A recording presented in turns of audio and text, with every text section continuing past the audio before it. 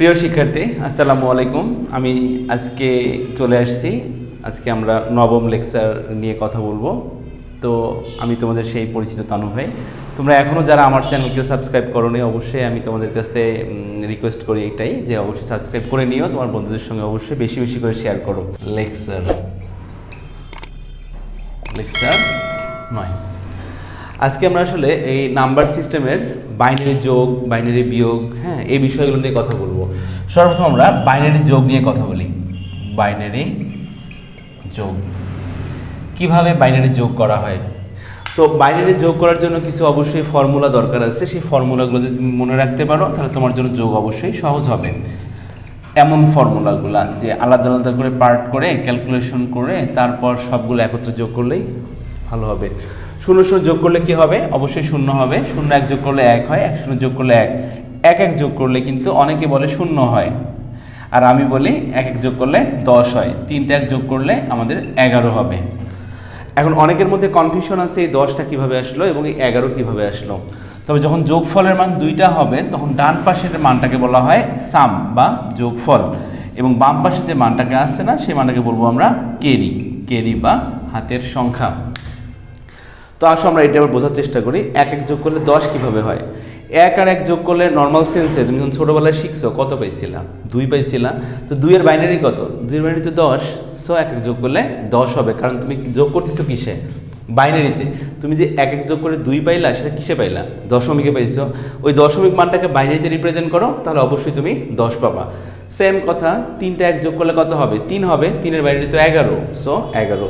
এখন বাইনারি মানগুলো তুমি যদি সহজ করে মনে রাখতে চাও তাহলে তুমি এই শক্তি সারণী ব্যবহার করো, অনায়াসে পেয়ে যাবা। আরও থাকবে কিন্তু 8 ডাবল, তার ডাবল, এভাবে কন্টিনিউ চলতেই থাকবে। তো 1 1 যোগ করলে 2 হয়। 2কে মেলার জন্য কাকে দরকার? 2কেই দরকার। সো 2 এর নিচে 1 হবে। 1 দিতে প্রয়োজন নাই, 1 এর নিচে 0 বসবে। আর 3টা 1 যোগ করলে তো 3 হবে। 3 এর বাইরে কত হবে? 2 এবং 1, তার মানে 11। এই জন্য আমরা 11 বসাই দিছি। তো এই কথাগুলো একটু মনে রাখবা, তাহলে তুমি অনায়াসে যোগটা করতে পারবা। আমরা আসলে বই দেখে একটা যোগ করব, বইয়ের কোশ্চেন দেখে দেখে যোগ করার চেষ্টা করব।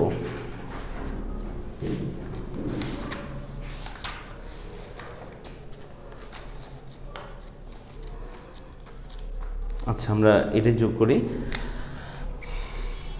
4টা 1 0 1 0 0 1 0, তারপর আরেকটা মান নিব আমরা 1 1 0 1 0 1 1 1। এটা আমরা যোগ করব।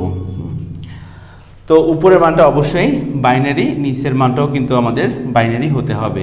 যদি একই বেজের মান হয় তাহলে তুমি যোগ করতে পারবা, আর যদি ডিফারেন্ট হয় তাহলে কখনো যোগ করতে পারবা না।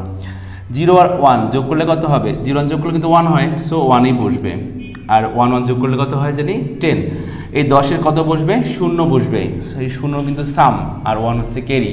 তো 1 1 যোগ করলে যদি 10 হয়, 10-এর 0 হাতে কিন্তু একটা 1 আছে বা 1 আছে, ওই একটা 0-র জায়গায় বসাই দাও মনে মনে। তাহলে এখানেও 1 হইলো, আর এখানেও 1 যোগ করলে আবারও 10-এর 0, হাতে একটা 1 আছে। এখানে যদি 2টা 0 আছে, তুমি যে কোনো এক জায়গায় বসাই দাও, নিচে অথবা উপরে যে কোনো এক জায়গায় বসাই দাও। এখানে বসাই দিলাম, 0 1 যোগ করলে কিন্তু 1 হবে। এখন কিন্তু আমাদের হাতে আর কোনো কিছু নাই। আবার নতুন করে যোগ করো। 1 1 যোগ করলে 10-এর 0, হাতে রয়েছে 1, 10-এর 0, এই হাতে 1, এটা হাতের একটা আবার 0 জায়গায় বসাই দাও। আবারও 1 1 মিলে গেছে, 0, হাতে রয়েছে 1, উপরে মনে মনে বসাই দাও। তাহলে 1 কয়টা হইলো? 3টা। আর 3টা 1 যোগ করলে তো 11, 11-র 1, হাতে কিন্তু একটা 1 আছে, সেটা উপরে বসাই দাও। আবার 3টা 1 যোগ করলে 11, 11-র 1, হাতে কিন্তু একটা এখনও অবশিষ্ট 1 আছে, কিন্তু সামনে কোনো বিট নাই, এই জন্য ওই একটা সামনে বসাই দিবা, বন্ধনী ক্লোজ করে, বেস 2 অ্যান্সার। অবশ্যই তোমরা বুঝতে পারছো কীভাবে যোগ করছে। আমি এর আঙ্গিকে আরেকটা ছোটো ম্যাথ করাই দিই তোমাদের। 1 0 0 1 1, আর এটা দিলাম হচ্ছে 1 1 0 1। যদি সহজ হবে এটাই, 0টাকে আমি উঠাই দিই, উঠে দিয়ে একটা 1 বসাই দিই, তাহলে তোমাদের জন্য সুবিধা হতে পারে আরও। তো এখানে দেখো 1 1 যোগ করলে কত হবে? অবশ্যই 10 হবে। 10-এর 0, হাতে রয়েছে 1, উপরে বসাই দাও। তাহলে 3টা 1 হচ্ছে, 3টা 1 যোগ করলে 11, 11-র 1, হাতে রয়েছে 1, এই 0 জায়গায় বসাই দাও। আবার 1 1 যোগ করলে 10-এর 0, হাতে কিন্তু একটা 1 আছে, 0 জায়গায় বসাই দাও। তাহলে আবার 1 1 যোগ করলে 10-এর 0, হাতে রয়েছে 1, এখানে 1 বসাই দাও। 10-এর 0, এই হাতের একটা সামনে, বন্ধনী ক্লোজ করে, বেস 2, এটা আমাদের অ্যান্সার। এভাবে আমরা বাইনারি যোগগুলো অনায়াসে করতে পারি। তো আমরা বুঝে নিলাম বাইনারি যোগ করার জন্য আমাদের কিন্তু এই ফর্মুলাটা কাজে লাগতেছে। কখন কখন কাজে লাগবে তুমি কিন্তু ক্যালকুলেশন করলেই বুঝতে পারবা।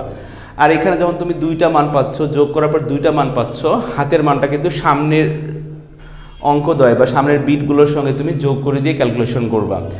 শূন্য পাও যোগের সময় শূন্যর জায়গায় বসাই দাও, আর যদি শূন্য না পাও, যেমন এমনটাই আছে 1 1 তো আছে, শূন্য নাই আমার এখানে, কোথায় বসাবো? মনে মনে উপরে বসাই দাও, তাহলে 3টা 1 হয়ে যাবে, আর 3টা 1 তো তুমি যোগ করতে পারো। এভাবে তুমি বাইনারি যোগগুলো অনায়াসে করতে পারবা। তো আমরা শিখি এবার বাইনারি যোগের পাশাপাশি অক্টাল যোগ কীভাবে করতে হয়। আমরা অক্টাল যোগ দেখবো, হেক্সা যোগ দেখবো। তো অক্টাল যোগের জন্য আসলে স্পেসিফিক কোনো ফর্মুলার প্রয়োজন হবে না, আমরা একবারেই করতে পারবো। তো অক্টাল যোগ করার জন্য কিন্তু অবশ্যই দুইটা মানে আমাদের অক্টাল প্রয়োজন হয়। তো আমরা শিখবো এবার অক্টাল যোগ। অক্টাল অক্টাল যোগ এটা কিভাবে করব? আমরা একটা মান নেই, আমরা 6 একটা বড় মান নিলাম, এর পাশে মনে করো 3 4 7, এটাও অক্টাল, পরেরটাও অক্টাল।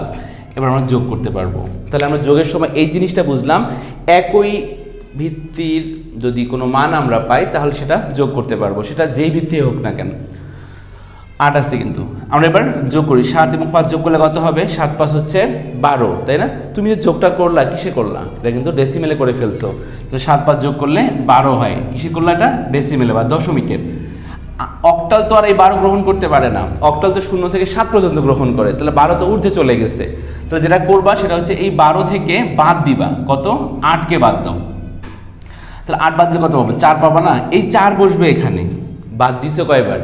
একবার, তাহলে একটা 1 থাকবে হাতে, ওই একটা 4-এর এখানে বসাই দাও। তাহলে 4-এর সঙ্গে বসাই দিলে কত? 5 হইলো। তাহলে 5 এবং 6 যোগ করলে কত হবে? 11। আবারও কিন্তু 0 থেকে 7-এর ঊর্ধ্বে চলে গেছে, এই জন্য অক্টালের বেসটা আবারও বাদ দিবা। তাহলে কত পাবা? 3। ওই 3 এখানে বসাই দাও। বুঝতেছো ব্যাপারটা? তো আবারও কিন্তু যদি তুমি 3 পাইছো, 3 বসাইলা, কিন্তু 8 যে বিয়োগ করছো একবার, তাহলে তো হাতে একটা 1 থাকবে। যতবার তুমি 8 বিয়োগ করবা হাতে কিন্তু ততই থাকবে। একবার 8 বিয়োগ করলে 1 থাকবে, দুইবার 8 বিয়োগ করলে 2 থাকবে। হ্যাঁ, যেহেতু আমরা একবার 8 বিয়োগ করছি এই জন্য হাতে একটা 1 আছে, তাহলে 3 আর 1 4, 4 আর 7 যোগ করলে ওই একই কত আসলো? 11। তো এই 11 থেকে আবারও 8 যদি বাদ দাও তাহলে 3 পাবা, ওই 3 বসাও এখানে, কিন্তু হাতে তবু একটা 1 থাকবে। যেহেতু সামনে কোনো অঙ্ক নাই আমাদের, এই জন্য ওই হাতের একটা সামনে আমরা বসাই দিব, বন্ধনী ক্লোজ করে, বেজ 8। এটা হচ্ছে আমাদের অক্টাল যোগ। অক্টাল যোগ তুমি এইভাবেই করবা। এই রাফগুলো কখনোই অ্যান্সারের পাশে লিখবা না, অন্য কোনো জায়গায় রাফটা করে নিবা। যদি তোমাদের কোনো অক্টালে সমস্যা হয়ে থাকে আবারও আমাকে প্রশ্ন করবা, অবশ্যই আমি সলভ করে দেবো ইনশাল্লাহ। তো এইখানে ব্যাপারটা হচ্ছে এটা, যখন তুমি সংখ্যাদ্বয়কে যোগ করতেছো, যদি যোগফলের মানটা 0 থেকে 7-এর মধ্যে আসে তাহলে তুমি ওই মানটাই বসাই দিবা, আর যখন 0 থেকে 7-এর ঊর্ধ্বে চলে যাবে তখন তুমি অক্টালের বেসটা বাদ দিবা। যেমন 7 5 12, 12 তো 0 থেকে 7-এর ঊর্ধ্বে, এই জন্য আমরা কিন্তু 8 বাদ দিয়ে ক্যালকুলেশন করে দিছি। ক্লিয়ার? তো আরেকটা ছোট ম্যাথ করাই তাহলে তোমাদের। 6 3 2, হ্যাঁ, 5 7 1 দিলাম। উপরের মানটা অবশ্যই অক্টাল, নিচের মানটাও কিন্তু অক্টাল। এই 2 অক্টাল তুমি যোগ করতে পারো, তাই না? 5 আর 2 যোগ করলে 7 হবে। 7 তো 0 থেকে 7-এর, অক্টাল তো 0 থেকে 7-এর মধ্যে গ্রহণ করতে পারে। তো আমরা যোগ করার পর 7 পাইছি, তার মানে সেটা সরাসরি বসবে, এখানে আর বাদ দেওয়ার কোনো অপশন নেই। 7 3 যোগ করলে তো 10 হবে, সেটা 0 থেকে 7-এর ঊর্ধ্বে, এই কারণে অক্টালের মানটা বা অক্টালের বেসটা বাদ দিবা। তাহলে 10 থেকে তুমি যদি 8 বাদ দাও কত পাবা? 2 পাবা। এই 2 বসাও এখানে। হ্যাঁ, বাদ দিছো কয়বার? একবার। তাহলে হাতে একটা 1 আছে, তাহলে 6 1 7 আর হাতের 100 হচ্ছে 8। তাহলে 8 থেকে এবার 8 বাদ দিবা, কারণ 8 তো কি 0 থেকে 7-এর ঊর্ধ্বে, এই কারণে 8 যোগ করে আমরা পাইছি। 8 থেকে আমরা 8 বাদ দিব। 8 থেকে 8 বাদ দিলে কত পাবো? 0 পাবো। বাদ দিছো কয়বার? একবার, তাহলে সামনে একটা 1, বন্ধনী ক্লোজ করে 8। এটা অ্যান্সার। এবার তুমি অক্টাল যোগ করতে পারবা। আচ্ছা, আমরা যারা শিখলাম অক্টাল যোগ কীভাবে করতে হয় সেটা। যদি অক্টাল যোগের কোনো প্রবলেম থাকে অবশ্যই আমাকে কমেন্টের সাহায্যে জানাবা। তবে এখানে এসে অনেকের প্রশ্ন হতে পারে, যদি ফ্র্যাকশনাল বা রেডিক্স পয়েন্ট যুক্ত কোনো মান থাকে তাহলে ক্যালকুলেশন কিভাবে করব। রেডিক্স পয়েন্ট যদি দেওয়া থাকে তাহলে ক্যালকুলেশন তুমি এভাবেই করবা, রেডিক্স পয়েন্ট যে লেভেলে থাকবে তুমি সেই লেভেলে রেডিক্স পয়েন্টটা বসাই দিবা, তাতে কোনো প্রবলেম হবে না। তাহলে আমরা শিখলাম কি? অক্টাল যোগ। এখন শিখবো আমরা হেক্সাডেসিমাল কিভাবে যোগ করতে হয়, হেক্সা যোগ। আমি ক্লাস শেষে অবশ্যই তোমাদের তিনটা হোমওয়ার্ক দিব বা তিনটা কাজ দিব, সেই তিনটা কাজ করে অবশ্যই আমাকে অ্যান্সারগুলো কমেন্টের সাহায্যে জানাবা 1 2 3 এভাবে। তো আমরা শিখবো এবার হেক্সা যোগ বা হেক্সাডেসিমাল যোগ। হ্যাঁ, তো এই যোগটাও কিন্তু সেম অক্টালের মতোই। তুমি যদি বাইনারি, অক্টাল এবং হেক্সা যোগ ভালো করে বুঝতে পারো, তোমাকে যে ভিত্তিকে দেখ না কেন তুমি অবশ্যই যোগ করতে পারো। তো মনে রাখতে হবে এটা একই ভিত্তিকের যেন দুইটা মান থাকে। একটা অক্টাল আর একটা হেক্সা কখন তুমি যোগ করতে পারবা না, অবশ্যই অক্টালকে হেক্সা করতে হবে অথবা হেক্সাকে অক্টাল করে তোমাকে যোগ করতে হবে। হেক্সা যোগ কিভাবে করব আমরা একটা মান নেই, মনে করো যে A5BC, হ্যাঁ, তারপর একটা মান নিলাম হচ্ছে আমরা BD9, তার সঙ্গে এখানে F যুক্ত করে দিলাম। আমরা উপরের মানটা হেক্সাডেসিমাল, নিচের মানটাও কিন্তু হেক্সাডেসিমাল। আমরা উভয় হেক্সা একত্রে যোগ শিখব। তো অবশ্যই তোমরা ABC সম্পর্কে জানো, হেক্সাডেসিমাল কিন্তু ABCDEF পর্যন্ত সে গ্রহণ করে। তাহলে F আমরা বাম পাশ থেকে যোগ করব, তাহলে C 10 11 12, তাহলে C এর মান কিন্তু 12। তুমি পাশে কিন্তু এগুলো লিখে রাখতে পারো, তাহলে তোমার সুবিধা হবে আর কি, এবং সেটা অন্য কোনো পেজে বা অন্য কোনো রাফ অংশের মধ্যে। তাহলে 10 এটা হচ্ছে 11, এটা হচ্ছে 12, এটা হচ্ছে 13, এটা 14 এবং এটা হচ্ছে আমার 15। সি বলতে কত বোঝাচ্ছে? 12কে বোঝাচ্ছে না, তাহলে আমি 12 নিলাম। আর 9 আসছে, তাহলে 12 আর 9 যোগ করলে কত হবে? 9 আর 2 11, 21 আসতেছে। এবার বলো আমাকে, হেক্সাডেসিমাল কি 21 গ্রহণ করতে পারে? না, হেক্সা তো 0 থেকে শুরু করে 15 পর্যন্ত গ্রহণ করে। যেহেতু 15 ঊর্ধ্বে মান এটা, এই জন্য 16 তুমি বাদ দিবা। তো 16 যদি বাদ দাও তুমি, তাহলে 6 থেকে উপরে তো 1 মানে 11, তাহলে কত পাচ্ছ? 5 পাচ্ছ না? এই যে 5 পাইলা, এই 5টা তুমি সরাসরি এখানে বসাই দিবা। 5 তো হেক্সাডেসিমাল গ্রহণ করে, এই জন্য 5 তুমি বসাই দিলা। বিয়োগ মানে বাদ দিছো কয়বার? 16 একবার, তাহলে হাতে একটা 1 থাকবে। বি বলতে কত? বি বলতে কিন্তু 11। ডি বলতে কত? ডি বলতে কিন্তু 13 আর হাতের 1, তাই না? তাহলে 3 4 5, এখানে 5 আর এখানে 2, কত আসছে আমাদের? এখানে 25 আসছে। তাহলে 25 তো হেক্সাডেসিমাল গ্রহণ করতে পারে না, এই জন্য তুমি কি করবা? 16টা বাদ দিবা। তাহলে 25 থেকে 16 বাদ দিলে কত হবে? তাহলে 9 6 আছে 15 করতে হবে তোমার, 9 হাতে 9 আসতেছে। সো আমরা এখানে 9 বসাই দিব। ওকে, যদি এখানে আবার 10 চলে আসতো তাহলে কিন্তু 10 লিখতাম না, আমরা লিখতাম A, কারণ হেক্সাডেসিমাল 10কে A গ্রহণ করে, 11কে B, 12 C, D এরকম করে। তাহলে আমরা যোগ করে পড়েছি 9, বাদ দিছি কয়বার? একবার, এই জন্য হাতে একটা 1 থাকবে এবার। তাহলে 11 আর 1 12, 12 আর 5 যোগ করলে কত হবে? তাহলে 12 আর 5 যোগ করলে হবে 17। আবারও বলতেছি, বি বলতে কিন্তু আমাদের 11 আর ডি বলতে কিন্তু 13। তাহলে 11 13 যোগ করবা, তার সঙ্গে 1 যোগ করতে হবে, কারণ সামনের মানগুলোর সাথে আমাদের হাতে একটা 1 ছিল। যোগ করবার 25 যেহেতু আমার হেক্সাডেসিমাল গ্রহণ করে না, এই জন্য আমরা 16 বাদ দিব বা বেসটা বাদ দিব। বাদ দেওয়ার কত পাবো আমরা? 9 পাচ্ছি। এই 9 কিন্তু আমরা সরাসরি এখানে ইনক্লুড করছি। আবার একটা যেহেতু বাদ দিছি একবার, হাতে 1 আসছে, তাহলে 11 আর 1 12, 12 আর 5 17। এটা তো গ্রহণ করতে পারবে না, এই জন্য 16 বাদ দিব, 1 পাবো। সো 1 বসাবো আমরা এখানে। তাহলে এ বলতে কত জানি? এ বলতে আমাদের কিন্তু 15, তাই না? 15।